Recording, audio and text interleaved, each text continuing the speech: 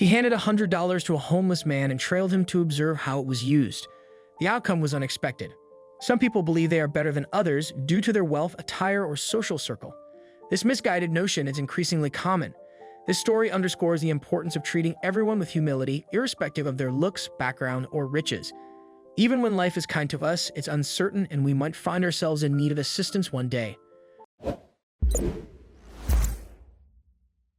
Josh Pellerlin was a middle-class man who spent his days working from 8 in the morning until 5 in the afternoon.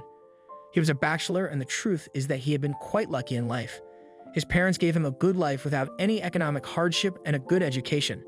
His mother was a high school teacher and his father was a carpenter. He never lacked for anything, and yet the older he got, the emptier and unhappier he felt. Josh thought he was a good person, but there were things about him that didn't fit that idea. That might be why, even though he felt good, he didn't have any friends or a partner. One big problem he had was how he felt about poor people who lived on the streets or looked messy. He thought they were lazy and didn't deserve help from people who had money. He used to say things like, if they want money, they should work for it like everyone else. They dress like that to make me feel sorry for them? Well, no. I work hard for a good life, not to give my money to people who don't try to change. I bet they spend all the money they get on smoking or drinking. Those people are hopeless. Whenever someone talked about the homeless, his mother, who was a teacher and a reasonable person, was disappointed to hear him talk like that. But she couldn't change his mind. She would say, you can't judge all homeless people the same way. You wouldn't like it if someone judged you unfairly. I'm sure they feel the same way when people judge them. Josh would reply, how do you know they're homeless because of bad luck? Maybe they made bad choices with drugs or gambling. He didn't want to change his mind easily. His mother was frustrated with how stubborn and cynical he was. She hadn't raised him to be like that. She tried to find a way to make him see things differently. You know what? You're right. I can't know. But the truth is, neither can you. So I'll tell you what. Take $100 and give it to a homeless person. Whichever one you prefer. I don't care. Just walk up to him and drop a 100 bill in his glass, and then follow him to see what he does with the money you give him. Are you out of your mind? I'm not willing to lose $100 for some poor guy to pay for a month's worth of beers. I'm not willing to give him $10. Why would I give them 10 times that much? Josh reproached his mother in disbelief. He was really irritated and didn't understand where his mother was going with all that. Josh, listen to your mother for once in your life and stop yelling at me. You got $100, and I'm sure it won't harm you to lose it. In fact, you have so much money accumulated in your bank account that it should be forbidden. Do as your dear mother asks and give $100 to someone in need. Pick a homeless person and then, unbeknownst to them, follow them around and see what they invest in. How does that sound? After several minutes of discussion, Josh finally relented and agreed to go along with his mother's plan. He didn't agree and was completely convinced that his mother would have to swallow her words and agree with him. But he was very curious to see what these people actually did with the money they earned on the street. The next day, Josh Taylor Lynn approached a homeless man on the street to give him $100, as agreed upon with his mother. It was January and the country was going through a cold snap with extreme temperatures as low as -10 degrees Celsius. This was making it even worse for many street people, some even dying of hypothermia and starvation. Arriving at the homeless quarter, he didn't know who to give the money to. In fact, it was the only thing he hadn't thought about. They all looked the same to him. But looking at them closely, he began to realize that this was not the case. He walked past them for a few minutes hesitating. None of them seemed too special to him nor too needy, so he decided to do it randomly. Josh put his 100 bill in his small cardboard cup that lay empty and walked away. Before he got far enough, however, he could hear the person he had left thanking him. Thank you. I will always thank you wherever you are. You are a good man, he heard him say loudly as he walked away as fast as he could, so that the beggar would not see his face nor be able to identify him if they met again. Hearing him say that, Josh couldn't help but feel good. He had done something good, even if it was only to satisfy his mother's wishes, and that man had wanted to thank him. Not everyone does. However, he was still convinced that hours later, all that gratitude would be tarnished by the misuse of the money he had just received. Josh was convinced that the man would waste it on alcohol instead of food and other necessities. To get it all on tape, Josh decided to make a video following the homeless man as he went about his shopping. That way, his mother would never be able to argue with him again and he would be right. That was all that mattered to him.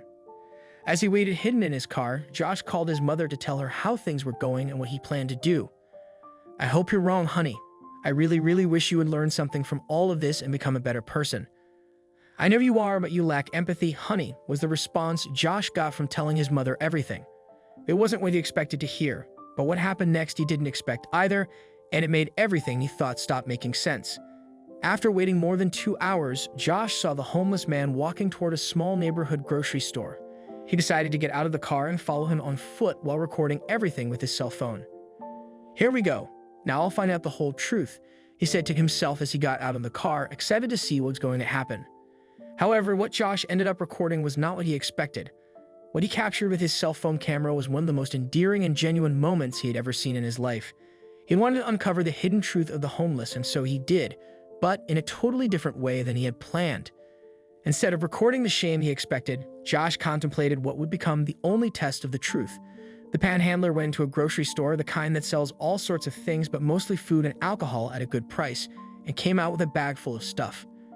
He then walked several blocks to a large park where other beggars were camped out.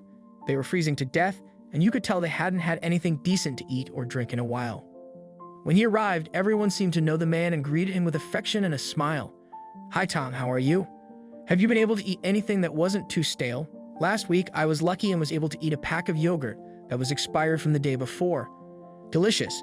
People don't know they have it and throw it away," said a short woman who barely had any teeth and whose hands were shaking from the cold. "Welcome, Tommy. How was your day?" "Has the city been generous this time?" said another as he shook his hand. He was an older man, about 70 years old, very pale and thin.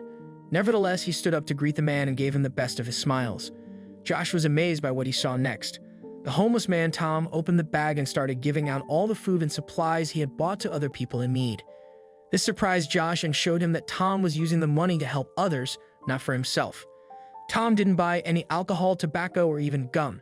He used everything he got from Josh to feed others instead of keeping it for himself. Josh was so impressed that he wanted to say sorry to Tom and explain why he had been following him. He felt embarrassed and admitted that he thought Tom would spend the money on alcohol or tobacco.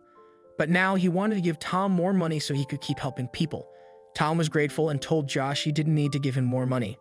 Josh asked Tom about his life and why he was living on the streets. Tom explained that he didn't need a lot of money. He said that having good friends and people who understand him was more important than money. He believed that true wealth comes from the people around you, not from money. Tom then told Josh about his past. He used to live with his parents, but when his stepfather got very sick, he had to quit his job to take care of him. The medical bills were too much, and after his stepfather passed away, his mother also died.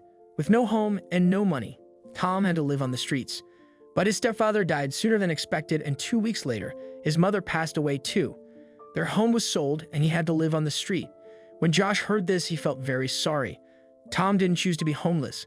He had just had really bad luck. Tom's story is very sad. When Josh realized how wrong he had been, he wanted to make up for it. He wanted to help Tom and other homeless people without just giving them money. So he and his mother made a Facebook page. They shared the video Josh made and explained everything.